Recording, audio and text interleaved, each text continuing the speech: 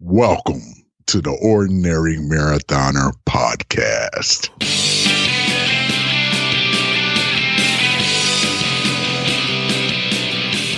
Hello and welcome to the Ordinary Marathoner podcast. My name is Coach Scott. I'll be your host today. It is Friday, actually Good Friday. It is April 10th. I got a great show for you today. I got a great guest. Going to bring him on in just a moment. As always, you can find this in the back episodes of our podcast at our website, ordinarymarathoner.com. Check it out if you get a chance. You can also find them on the aggregators at pretty much any place that has podcasts, Stitcher, TuneIn, iTunes, Google Podcasts, Spotify, whatever it can be. We're probably out there. Just go searching for us. You can find us somewhere. We also got our YouTube channel going. Video of all the podcasts show up on our YouTube channel, Ordinary Marathoner. Could always use the subscribers over there, so head on over there, hit that subscribe button. You're doing us a big favor on over there. Love to have you along for the ride. Lots going on. The Ordinary Marathon, we're picking up steam here. Got less than a month to go before our big 10-day virtual race. Looking to add some more people. $30 to register. If you use coupon code ORDINARY, you get another $5 off. So only $25. Look, I know everyone's got their races getting canceled left and right. And this is one race that isn't going to get canceled. You don't have to worry about coronavirus or social distancing. You can run on your own. Hey, I encourage you to be creative with it. See a lot of people running in their backyards, people running on their balconies, doing whatever they can do to get out and get a little fresh air. A treadmill works if you got one of those at home. And we're plowing through it. We're going to get together and we're going to enjoy running for those 10 days, whether you have races, whether you got a 5K, 10K, whatever it may be, come and join us for those 10 days, giving away a lot of prizes. It's well worth the $25 fee for sure. And it goes to help the SAM Fund as well, one of our favorite charities. They do a lot of work helping young adults deal with cancer. Also can check out our team site, Team Ordinary, teamordinary.com. And check us out over there. I am a level 1 USA Triathlon certified coach. So if you're looking for coaching, that's always available. And you don't necessarily have to use me as a coach to be on Team Ordinary. We just have a nice group of people, about 70, 80 people that have come together. Most of them are on our Facebook page, Ordinary Marathoners. It's a discussion group. Check that out too if you get a chance. And just, you don't have to be on Team Ordinary to be a part of the Facebook group. But a lot of people are. And, you get your Team Ordinary shirt, your Team Ordinary hat, which I'm sporting today, and all that good stuff. So, yeah, that's it. I mean, we got a lot of stuff out there, ordinarymarathoner.com, ordinarymarathon.com, if you're looking to do our virtual race, and teamordinary.com if you're looking just to join the team and be a member of our squad, and really just a big support system over there on Facebook and Twitter and all that good stuff. With that, I'm going to bring in today's guest. He is a triathlon coach. I was introduced to him more as a cycling coach. Maybe that's more his specialty. I don't really know. We'll ask about him. We'll ask him about it in a second. Patrick Carey from Speed Science. Welcome to the program, Patrick. Hey, thanks for having me. Great. Thanks for coming. It's a long time. I think I met you about 2 or 3 months ago, maybe even longer, and asked you to come on the podcast, and then I never really circled back. So here I am, finally. Yeah, I'm glad we could do it. So I know Matt Shore and Jacob Polson, those guys were sort of integral in introducing me to you, or you to me, however it worked out, and said I got to have you on the podcast. And I know your specialty was cycling, but I know you also do triathletes as well. But how did you get into coaching? What's sort of your background with cycling? How did you find yourself where you are today? Yeah, so it was sort of a direct and indirect road at the same time. So I've been racing mountain bike and cyclocross and rode primarily since I was 14. So we're well over 20 years at this point, and raced all over New England and even a fair amount all over North America. And I say the indirect part because then I went to college and studied mechanical engineering, and that sort of put the death to racing for a little while. And then I realized how much I was missing that in my life. So after, I guess about the first 5 years of working as a mechanical engineer, I realized this is not what I want to be doing. I'm not doing original work. I'm not creating value in people's lives. I felt like I was another gear in the cogs, so to speak. So I started to look at like, well, okay, what would I really want to do? What do I think about all the time anyway? Oh, I'm racing my bike. And what do I think about all the time? Helping people get faster, right? Getting faster myself. But then it was also like, there was always this component of like, it's not just about me getting faster. Like, what can I do for other people, right? What can I do to serve others in that? And so I looked back at the examples that I had. I was fortunate to work with a really great coach all through my junior years.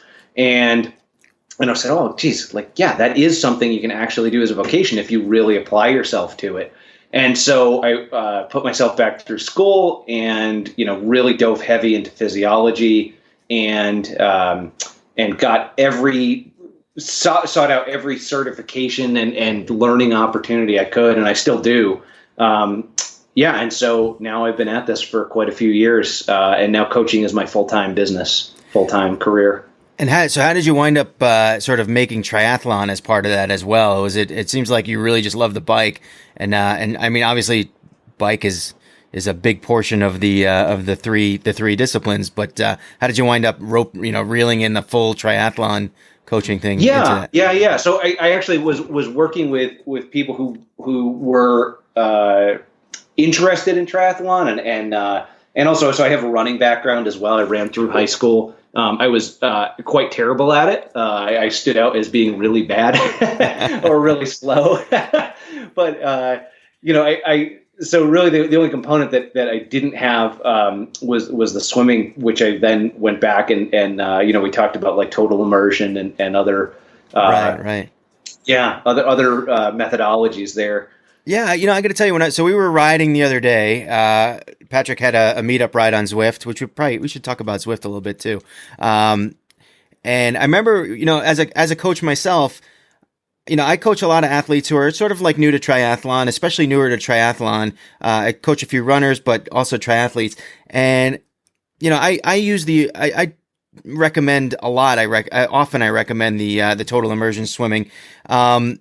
And sometimes I'm not, I knew it worked for me. So when I recommend it, it's like, I recommend it based off of working for me. And, but you were like, go get the videos, go get the book. And, I gotta be honest, I think it was dead on, and your conviction in recommending it sort of gave me more confidence in my own recommending it to my athletes as well. What is it about it? Well, so it's the focus on form over everything, right? And so, like I think I mentioned on that ride, like all you have to do to convince people that form in swimming matters to the utmost is that water is 700 times the density of air, right? And so 700 times. So you have cyclists and triathletes who spend just gobs of money and time getting aerodynamic, but no one really thinks about being hydrodynamic, right? And so. I even see that there's a real disparity in the swimming world. You have a lot of people who still just sort of pound away on the repetition and pound away on just putting in huge volume. But, it's sort of an exponential curve with swimming. If you don't change your form, you will have to work exponentially harder to go that next bit faster, right? And after a point, if you don't change your form, you can just work your guts out and you will not get faster. And so, total immersion and that style of thinking is about being very hydrodynamic, right? Learn the form to swim really efficiently, and then it doesn't take, you're not left trying to muscle your way through it. Yeah, and sort of the way I look at it too is, you're not looking to win a 50-meter sprint here. You're exactly. especially athletes, like I said, I'm teaching a lot of, I would say novice level to sort of intermediate level triathletes. It's not Michael Phelps out here, and swimming, and especially in a full Ironman, 2.4 miles, that's a long swim. Like you said, 700 times? Yeah. Or seven times, right? 700 times. 700. Yeah. Wow. I mean, it takes a while, but it's a long distance, 2.4 miles, a long distance in the water, for that period of time. And really, like the leg kicking isn't as much in immersion swimming as it is. And especially when you have a long day ahead of you, you want to save those legs a little bit. I don't know if I think it's sort of been debunked a little bit that you're saving your legs by not kicking as much in immersion, but I kind of believe it. It feels good to me. It feels like I get out and I'm ready to get on that bike and go. To me, the thing with that style of swimming is, you don't need the kick as much, and that's why right. It's like a works, flutter. right? It's like a flutter. It's not. Yeah, exactly. So if you're using a heavy kick, you're actually potentially making up for disparities in your form, right? Yeah. You're making up for shortcomings in I actually have a really simple drill I use. I just call it the Superman glide, and then we progress into the Superman stroke. And the idea is push off that wall and just glide as far as you possibly can. And what you'll find is you actually have to lean your arms down a little bit and get them to plane, and that brings your legs up. But if so the more you practice that, the more you learn that form, and you can become very, your body becomes very horizontal in the water with your arms playing down a little bit. Yep. It's kind of neat. I use the same sort of teaching tool. Is I have my swimmers push off the wall, and they always say to me, is it kind of cheating that I get to push off the wall when I'm training in the pool, because they see it as they're in the open water swimming, a long distance. They don't get the chance to push off the wall. But I want them to get into that, like you said, that plane. I want them to feel what it's supposed to feel like, and by pushing off the wall, it's like you automatically get into that form. And it teaches you, all right, this is the way, and you put it even a better way by keeping those arms down, keeping that backside up, which is that backside drag is a big reason why people are slow. Absolutely. And it's funny, we were talking on that ride, Mike was pointing out, he said, I got heavy legs. Well, most triathletes right. would qualify as having very dense legs, right? There's not a lot of body fat on most legs. Yeah. Yeah. And I've used the total immersion, and I got big, thick legs, and you would think that they would sink. But I actually do fairly well in the water, and I think I owe it to, and I just really, before I became a coach, I stumbled upon some videos and started watching that stuff, and I really took to it. I really liked it, and talking to you about it was like, all right, it's nice as a coach to kind of talk to another coach, especially that I know how qualified you are, and have my theories be verified. Yeah. It's nice. And it's always an interesting thing too, because in our world, sometimes science, especially around technique, is pretty hard to come by, right? So you have to, right. Anecdotes sort of become pretty important at that point. Yeah, and you have to find ways to teach, and it sounds like we both kind of have our own stories, which is good, because it's one thing to have that concept in your mind, another thing to actually bring it to life and to do drills and talk about things that will get your athletes to do the things that you want them to do. Let's get back to the bike a little bit here, because that's, from what I understand, that's more your specialty. It sounded like it. You said you're a slow runner. You kind of just got into triathlon, but your love was the bike. That's what drew you back, into studying cycling and getting involved, helping people get faster. So let's talk about speed science and sort of like how do you approach coaching cycling? How do you, do people come to you? Do you do events? What is speed science? Yeah. So, we do really, it's three main services. So, our main bread and butter is one-on-one coaching. So it's full-time, unrestricted one-on-one coaching. And I say the unrestricted part because, a lot of coaches have packages where, you can talk to me once a week, or you can talk to me once a month. We don't do any of that. It's full on 100%. So, it's, you have a question, call me. If I talk to all of my athletes on a very regular basis. It's not send you a training plan and hope for the best kind of coaching. And so we do that. And then there's a large component also that we do. We're not doing it right now because in-person work is it's on hiatus. Damper. Yeah, but we do a lot of skills training. And so that's both for while I can coach swim form, there are people who are better at it than me, so I don't get into that heavily. But biking and running form, I do get into very heavily, and biking skills, we do an awful lot of. So be it mountain bike, cyclocross, road, triathlon.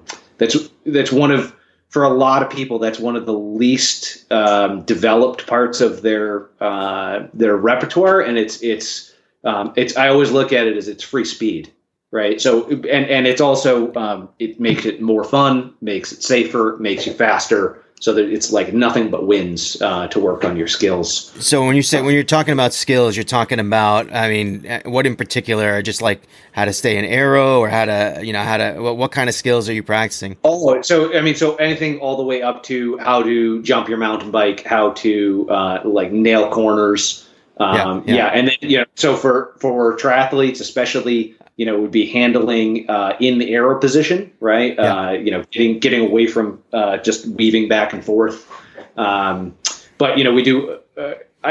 There's almost no limit to what someone can do on a bike as far as handling goes. Yeah. And so we really try to develop that.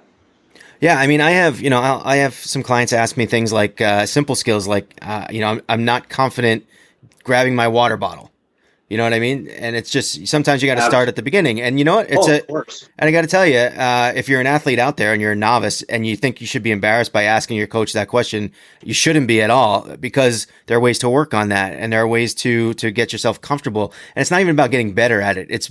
It's going out there on race day and being completely confident that you can do it. And there's drills that you can do it. And it's not, nothing like that. There's nothing too simple that you can't drill, I find. No, and that's actually, it's funny you say it that way, because that's how we came up with the name Speed Science, is that, everything can be broken down, right? Everything can be broken down into a learnable skill, whether it's how to pedal hard on your bike, or how to run fast, or like you said, how to grab your water bottle, how to stay aero. All you have to do is hang out at the transition area of any distance triathlon, and holy smokes, you will see a vast disparity of riding and you see folks who, they are utterly terrified of their bikes, essentially because they don't spend any time or know that that those skills can really be easily developed. Yeah, well, what do you think? So I think it's sort of a good segue into talking a little bit about indoor riding, because one of the things, I enjoy indoor riding, and to the point where some of my friends who are triathletes, they get on my case that I don't ride outside enough. But case in point, when you're riding inside, it's not the same. So when you grab your water bottle, it's not the same as balancing and dealing with other riders and slowing down maybe a little bit or anything like that. What's your theory, sort of your overlook on indoor riding, and how that can help, or does it, in a way, can it hurt? What is your outlook? Yeah. So I mean, first and foremost, it's a huge benefit. So I assume you've been at this long enough. I certainly have. Level 28 on Zwift. I don't know. Does that matter? Okay. Well, I was actually referring to like the dark old days when like smart trainers. I mean. So here, I'll go back. Like this is how far I go back in riding. Is that so? When I was a junior, I would twice a year. My coach lived about 2 hours away. I would drive there. We would take his power tap, put it on my bike, do testing, and then I would so just crush myself for a few hours on the bike, and then go home and then train by heart rate on a dumb trainer and out on the roads. So now we have all these tools, which are awesome, and we should be using them. Anybody who says they're getting bored on the trainer, like they're just not exploring all the options. There's so many ways to use it. And I think I actually get a little frustrated when people say like, oh, I just can't get excited about the trainer. It's like, I think they're sticking to the old mentality of what trainers were. And if you're riding, it's so productive, right? It is so productive. Your time, there's no messing around. It's super time efficient. You're able to hit the quality of workout. So absolutely indoor riding is beneficial, especially for folks who live around like high traffic areas. Yeah. It's bad winters. Bad winters, yeah, absolutely. I mean, it was snowing outside a few minutes ago. While I was on the trainer. Do you live up near Matt? Are you in like upstate New York? Where are you located? I'm just outside of Lake Placid. Oh, okay. I've heard of it. Yeah, you'll know the super long downhill in the Lake Placid Ironman course. Yeah, I know that very. Oh wait, you're right at the end of that, right? Yep. Right. If you looked right, that's our house. Yep. Yeah, I've been down there a few times. I got to tell you that for me, that downhill is worse than it's the worst part of the course. It's funny. People either love that or hate it. It's one or the other. I'm definitely at the I'm on my brakes there. I did it 2 years ago and it was pouring rain. I was scared out of my mind. I saw one guy kind of like loses, and then kind of catch it and get it. Man, it was scary that day. But I get to about 35 miles an hour and I'm like, this isn't worth it anymore. It's like, I'd love to have the speed. I'd love to have the better time, but living is a priority too. And there you go. We're talking about indoor outdoor skills. If you spend 90% of the time indoor on the trainer, you aren't going to feel as confident going down those hills, right? No, that's true. And so that's actually been a unique thing that's popped up in the last couple of years. You have athletes who have become immensely strong indoors, who have never, say, ridden in a pack, or really spent a lot of time outside. I mean, there are folks who it's all the way to the top. If you remember, was it a year or two ago, Lionel Sanders actually putting out a video that he realized he'd been putting in so much time on the trainer that his handling skills had actually diminished. I watch his channel a lot too. I'm very impressed by his work. But yeah. Oh God, it's insane. And so that's a guy who had handling skills to some level to start, right? Yeah. And if you have someone who triathlon especially, and cycling to an extent is full of adult onset athletes, right? So you have people who they haven't been continually riding a bike since their childhood. Yep. Everyone, generally speaking, everyone rode a bike when they were kids, but then there was this hiatus for a lot of people. And sometimes that hiatus was 20 years, maybe 30 years. And then they get, exactly. Yeah. So you know exactly what I'm talking about. And now, especially in the world of triathlon, you get on this bike that is not, it's stable in a straight line, but it's not exactly intuitive in how it handles. It can feel a little bit twitchy and your hands are a long ways from the brake levers when you're in the aero bars. Yeah. So, I think people need to realize, one, always safety is going to be improved by upping your riding skills, right? So that's true. That's always going to be a benefit. And then two, you're talking about free speed. So you said like you get to a point in that downhill and you are like clearly just not comfortable going past that point. That's right. And then there are folks, you watch the leaders of the pros they pass down, me. they got a full disc wheel in the back and they're in the aero bars going down the hill. Pedaling. Right. They are absolutely maxed out in the aero bars around every turn down that hill. Screaming on your left. Okay, don't worry, you go. Yep. That's the guy you see splatted against the rocks down at the bottom of the hill. No, but it's amazing how fast they go. You're absolutely right. Yeah, and so I think there's an extra need for folks who are spending a lot of time or say the majority of their time indoors. Invest in some training for skills, right? Don't and you can learn an awful lot of bad habits just trying to force it on your own. And that's why, so folks like myself, I've spent an awful lot of time, not just learning the skills, but learning how to break them down so that they can be learned very easily. Yeah. And, and it's always really rewarding to take people to a place where they didn't think they could go, right? They didn't feel, watch triathletes who don't work on their skills try and do a U-turn in a race. Right. Yeah. Absolutely right. People will crash simply trying to turn in the space of a 2-lane road. Yeah. And you would think that's sort of a skill that anyone would have, but it's not that easy, and it's trainable. It's very trainable. That's the key. And so that's why we spend an awful lot of time. I mean, I to the point where I seek out other coaches in that realm and go learn from them. I was out in Colorado. I made a special trip to Boulder in November last year, just before Thanksgiving, to spend a couple of days working with a coach named Lee McCormick out there. And he's basically the guru of off-road riding skills. But all of those skills transfer over, whether you're on the road or you're on a TT bike. And so, yeah, it's hard to understate the importance of working on the skills. But it's also, there aren't a lot of people out there teaching it necessarily.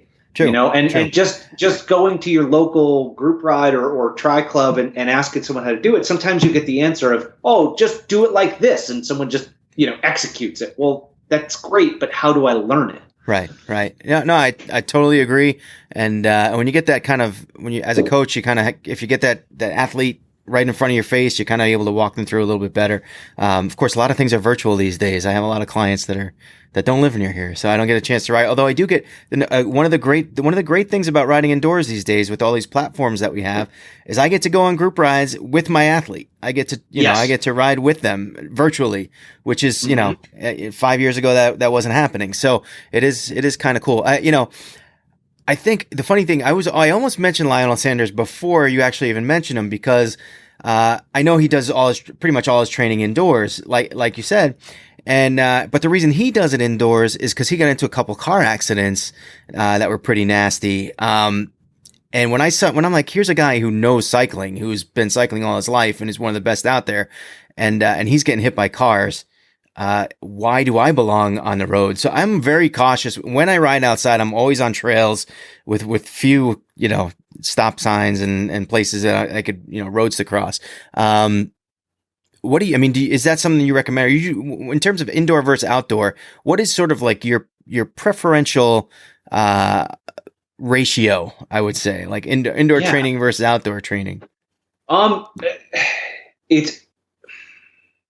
If someone can handle riding a heavy amount indoors, I think there's a tremendous amount of benefits to it. Yeah. You certainly need to. There is a speed skill component to simply learning how to propel your bike fast. That is, you don't necessarily always develop the best habits indoors. And even there's things like being able to stand up on a climb, right? And feel natural, right? If your bike's locked in on a kicker, it's a bit hard. Yeah, and you don't even get that angle. Some of those bikes now, they have the angle, like the front tire will go up and down, but even that. Yeah, but even to the point of the bike rocking back and forth naturally on a climb, right? Yep. So, like a 50-50. Well, I would say it's a big spread for with a lot. So and it really depends on what someone's weather is like, what someone's time available is like. If that's the other thing. If someone has 6 hours a week to train total, boy, you probably want to do a lot of that as very focused interval riding, or at least very focused, zone focused riding. And that's one of the things that a trainer is so good for, because you set it and you just hit the numbers and you're good. And it takes away a lot of usually it's not an issue of people slacking off. Honestly, it's oftentimes an issue of people going too hard, right? So people go too hard on their easy days. They can't go hard enough on their hard days. Yeah, no, and I know some people that just can sit on that thing for hours and hours and hours, like all day. And I'm like, I get to like an hour and a half, and I'm, and I've been to the guy, I've been to the fitter, I've been to all that stuff. I just get uncomfortable. And granted, I'll go out there and do an Ironman in 7-8 hours, whatever it might be, meaning the bike portion. And I bust through it. But, I don't, when I see these guys go on 3, 4, 5 hours, I think Jacob was on for even longer yesterday. I think he did some kind of 108 mile. You were coaching him for a while. I don't know if you still are. Well, he was part of the Speed for Spring program. Yeah, which we should talk about too. I think he did 108 miles on the trainer yesterday, and I'm like, if I do 50, it's like the most amazing day I've ever had. And he's doing 108, which I'm just in awe of these guys that can sit in front of the thing. But you mentioned how much time people have and all that being a factor. And I tell you, like, one of the things, like I said, I don't like riding on the street. I will drive my bike to the trail. So when I may have to, portion time out for a bike workout, I got to drive 20 minutes to the trail, take the bike off, and 20 minutes home. So that's like an hour worth of time that I need to have on top of the workout to get outside. So it's all, and no one has tons of time. Some people I guess do have tons of time, especially nowadays. But it's I tell you that Zwift has never been as crowded, right? No, it's wild. I mean, it used to sign on and you'd see 4,000 or 5,000 people and go, wow, it's a big day. Yep. Now there's 15,000, 20,000 people. Yeah, unbelievable. I started a ride the other day and it must have been, so I started my little meetup ride with like 7 people and like it must have been a bigger ride starting in the same exact spot at the same exact time. And we were just in this giant crowd of people. It was insane, but it's just amazing how that's taken off. Now, how many platforms, have you ever done Trainer Road or Ruvi? If I was a newcomer to the sport and I'm saying, Patrick, there's a lot of options out there for, here I am. I spent, $2,000-$3,000 on a bike and $1,000 on a trainer. And now I want to know what platform I need to go on to train. What is your recommendation? So I think if you were looking for one, if you were going self-coached, I think Trainer Road is awesome. Yep. Their stuff is extremely well thought out. All you have to do is listen to their podcast, which I listen to all of them. I mean, they're science-based, the way they look at it, they're practical, and their training plans are built that way. Yep. So that would be like the self-coached, simple approach.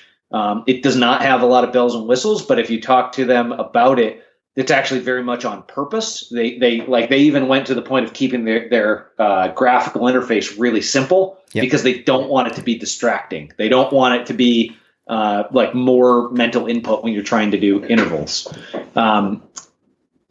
I found personally that I really like using Zwift, and actually all but 2 of my athletes use Zwift. The other 2 use Ruvi.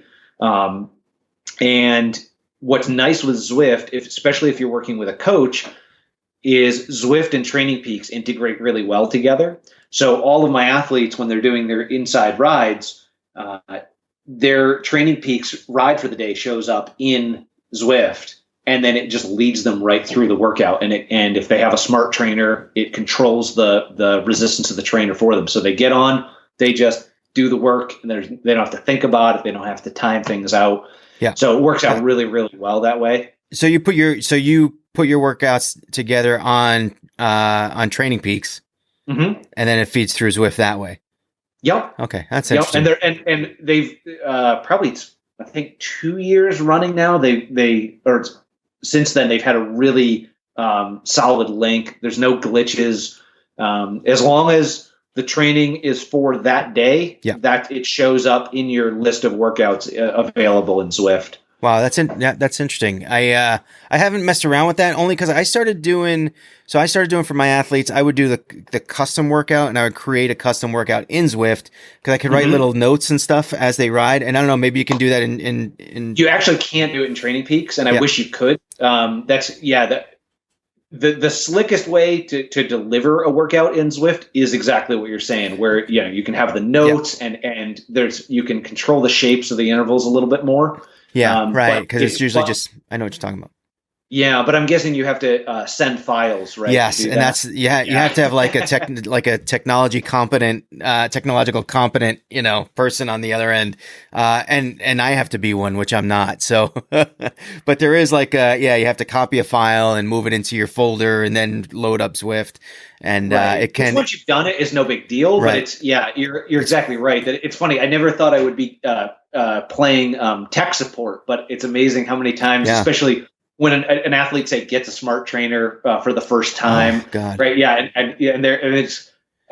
it's only, and I say that I've never had an athlete come to me with like that, but I'm waiting for it. Oh, it's coming. I know, I'm waiting for it. Yeah, I've literally FaceTimed with an athlete, and they're like pointing the phone at the computer, and I'm saying, okay, go to this folder, and then you got to do this, and So yeah, it's nice that Training Peaks removed some of that barrier, but I agree. Like I'm always wishing that I could put notes, like little cues during the ride in there. I have to put them in the description notes. of the workout in Training Peaks. Yeah, it's kind of it's neat how like coaches do their own thing and they kind of figure out their own methods and training. So you did put together this 12, I think, good segue here into your 12-week 12-week program, the speed program. And I got to tell you, I looked at it and I was excited about it. The way that Matt and Jacob were talking about it, it got me really excited about it. And I was pretty close to just jumping in and doing it. And if not for the fact that I have a 1-year-old and I just don't know where my time is, that I just was like, I couldn't commit to it. So I didn't do it. But what is that 12-week program? What does it encompass and what are you trying to accomplish there? Yeah. So we literally just wrapped it up this week. So we started back in January, and the goal was, so I really don't, this was actually the first time I had written sort of a singular training plan and sent it out to multiple people. There's like, you go on Training Peaks, you can buy training plans. I don't play in that game. I really want to focus on one-on-one coaching, but working with Jason, he and I have been good friends for a few years now. Like I said, he heckles me in every single race we race together. But he said, hey, let's put together a program this year, right? He had all these people through the shop buying smart trainers and then not knowing quite what to do with them, and a lot of people, who really, especially when you're talking in like the January timeframe, you just need to get some consistency on the bike and you need to get, a progressive plan of workouts going. So that's what we put together. And we saw some pretty awesome results from the folks. It's sort of what I expected. There was a mix of people who got it and then tried to shoehorn it into other, a full-on training program they were already doing. And then there were folks who didn't really want, follow it to the T. But the folks who did, Myron, Jacob, for example, boy, those guys, in the first, so Myron is a good example. He's primarily a runner who's doing more and more triathlon now. And this was the first time he's ever done like focused bike training, really honest to goodness, not just get on your bike and ride, but actually hit intervals. And from the first week where we did a ramp test to where we tested it halfway through the program, he'd added 40 watts to his FTP. Jeez. That's huge. Yeah. And it really shows like probably a lot of that was really low hanging fruit where he just hadn't worked on it before.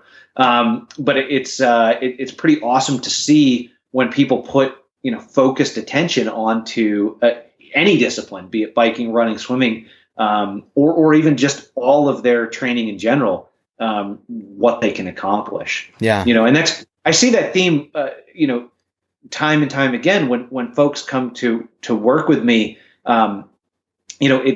you just simply by adding order to the training, it's not that folks aren't out there working hard to begin with, right? Yep. A lot of times people who come to me have been working at this for years, and then, you add some order to what they're doing, and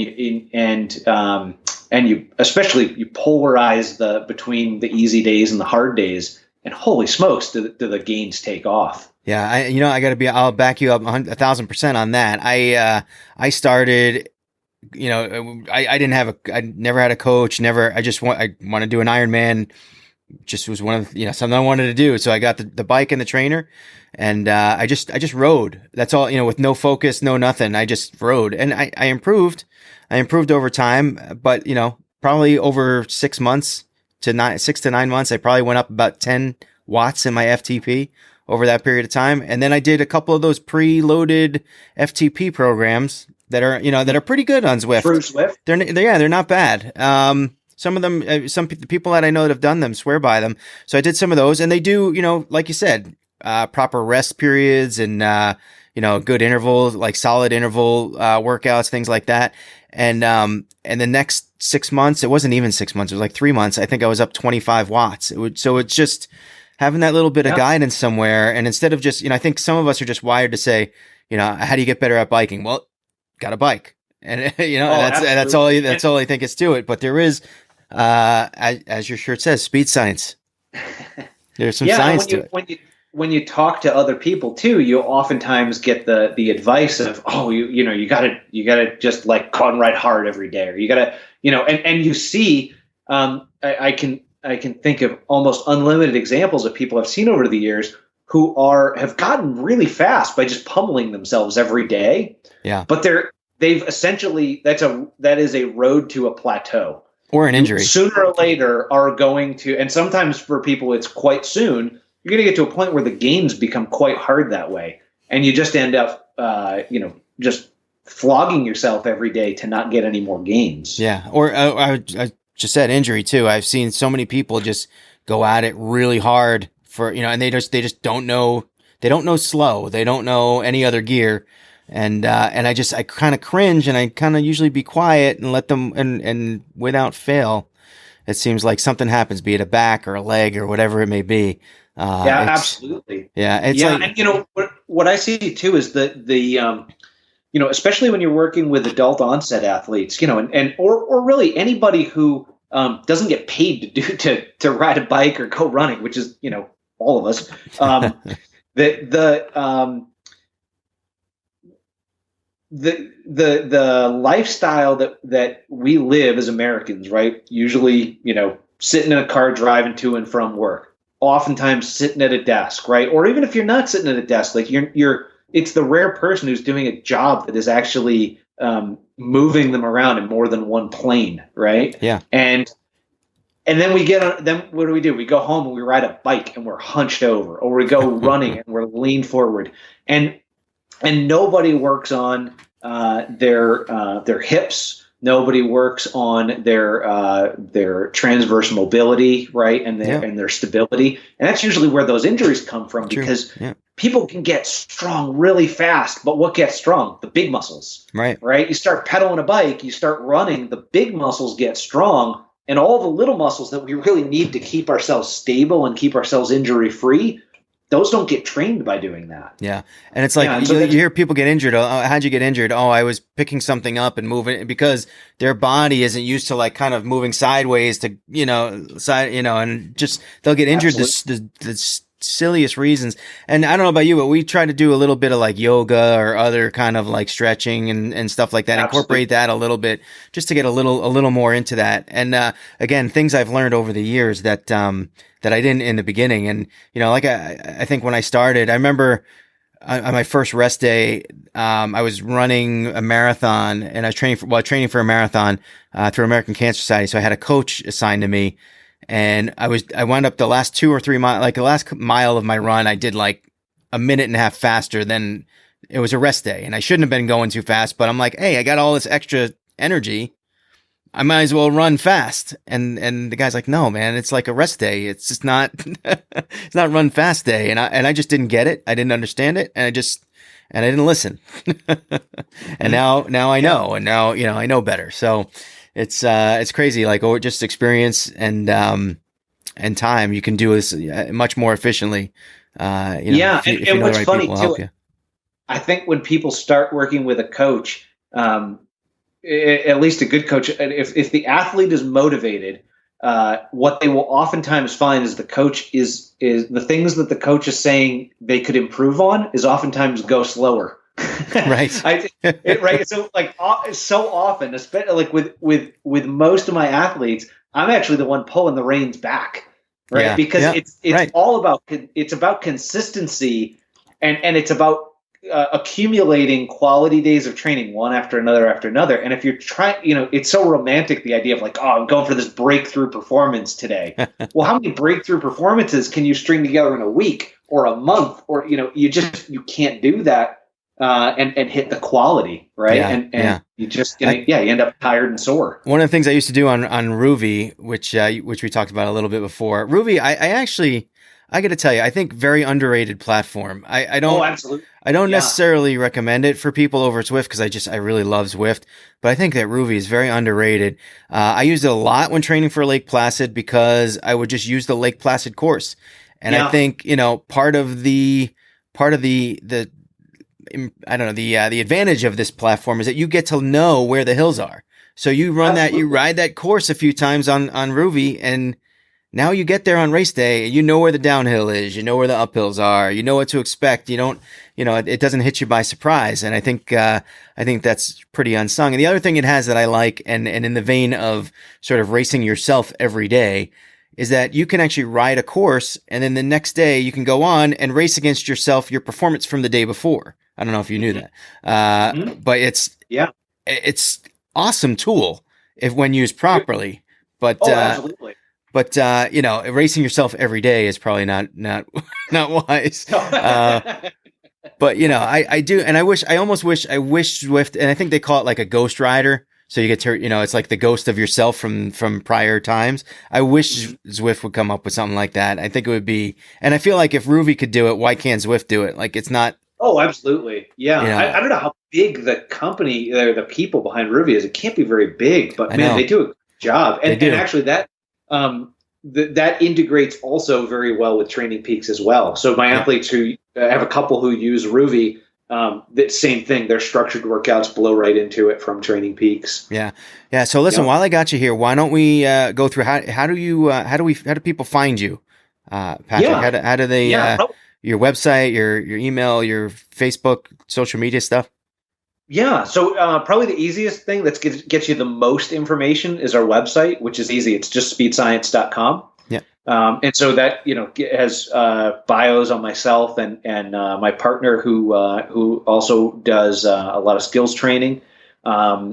We have a lot of articles on there also on racing, training, nutrition.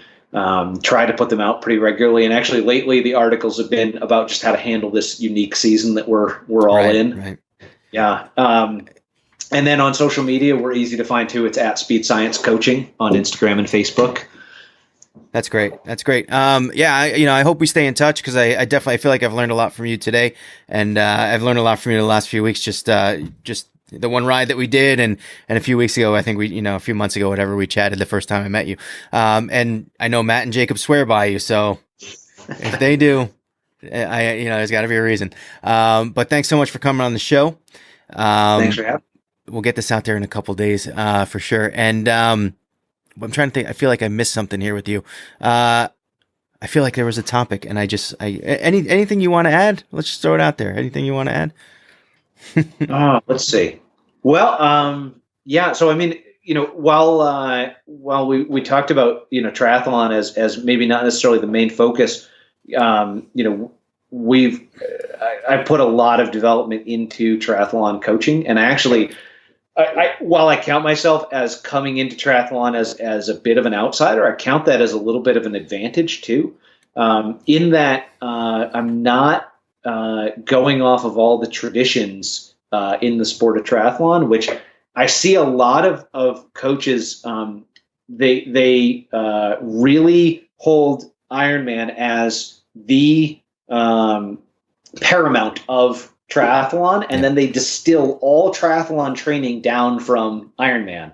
Yeah. And so I see folks who, they're training for sprint triathlons, and yet their coaches are giving them essentially distilled down Ironman workouts. Right. And they're handing down these sort of laws about, triathletes do not go anaerobic. Triathletes do not ever stand up on the bike, and yet you're training for a race that is an hour long, or say, even if you're doing a half Ironman, you're only out there, 3 to 6 hours, right? You need to go fast, right? And,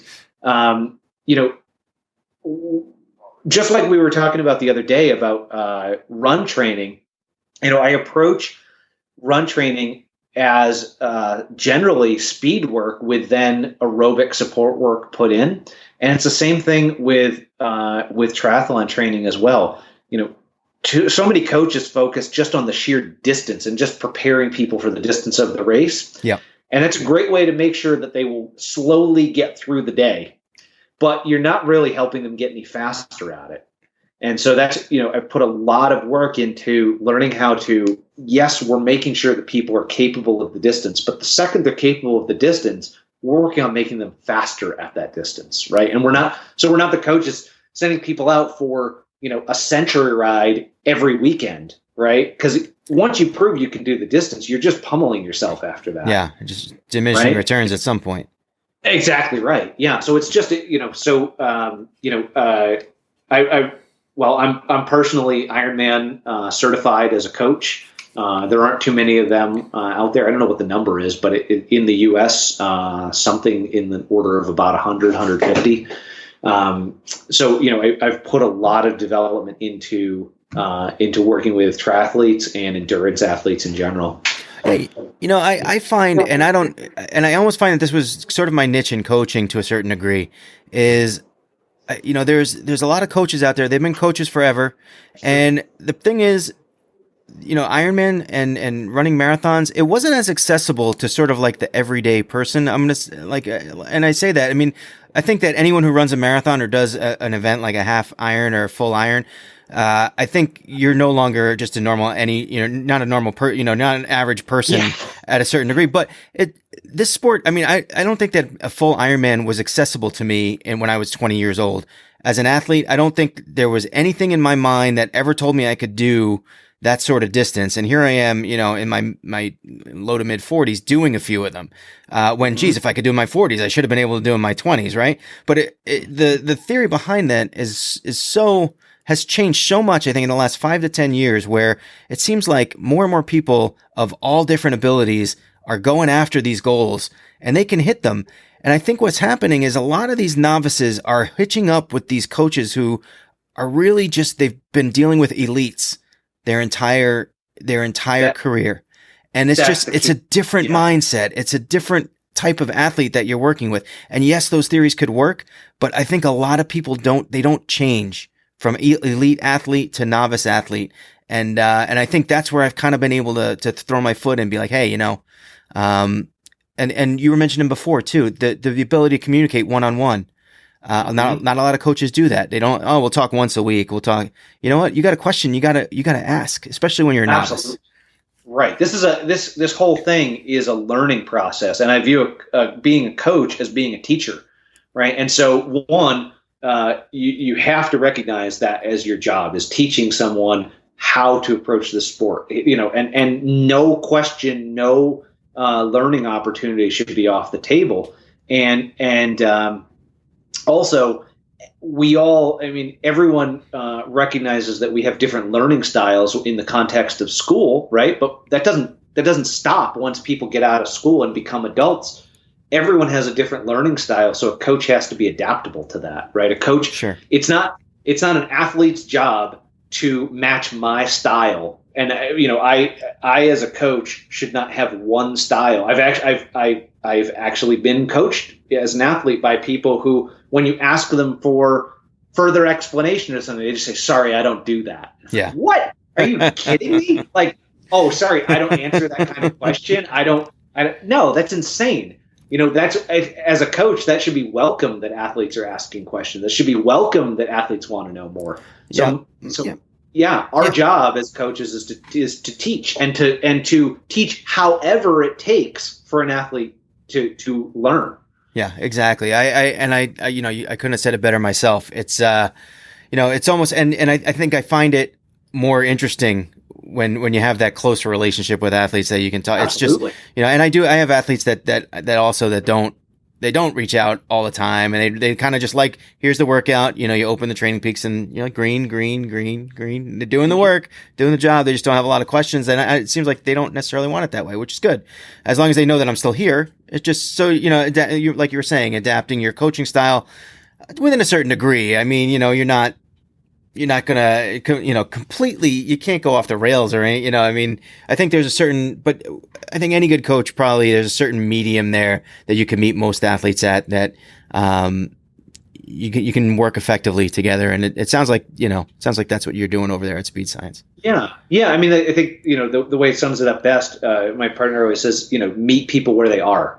Yep. Right. And that's the key, right? Don't make them come to where you are. Meet them where they are, and also recognize their whatever background they're coming from too, right? Be it in another sport or in no sports, right? This may be the first athletic endeavor they've done since grade school, right? Yep, And that's absolutely. okay. That should be okay. Yeah, and some people, you get out on the bike, it can be scary. You get in the water, open water swimming, it's scary. It's you're not when you're dealing with non-seasoned athletes that haven't done this before. It's it's frightening. It was frightening for me, so I know it can be frightening for others. So listen, I want to thank you so much for coming on the podcast, Patrick. It's awesome to have you. A great conversation. I know I kept you here quite some time. I told you like a half hour. I think we've been doing. We're almost at an hour, 50 something minutes. But it's right. good stuff. I know. What else we got to do Friday night and under quarantine? Right, like exactly. We do it normally on Friday night, but where else are we going to go?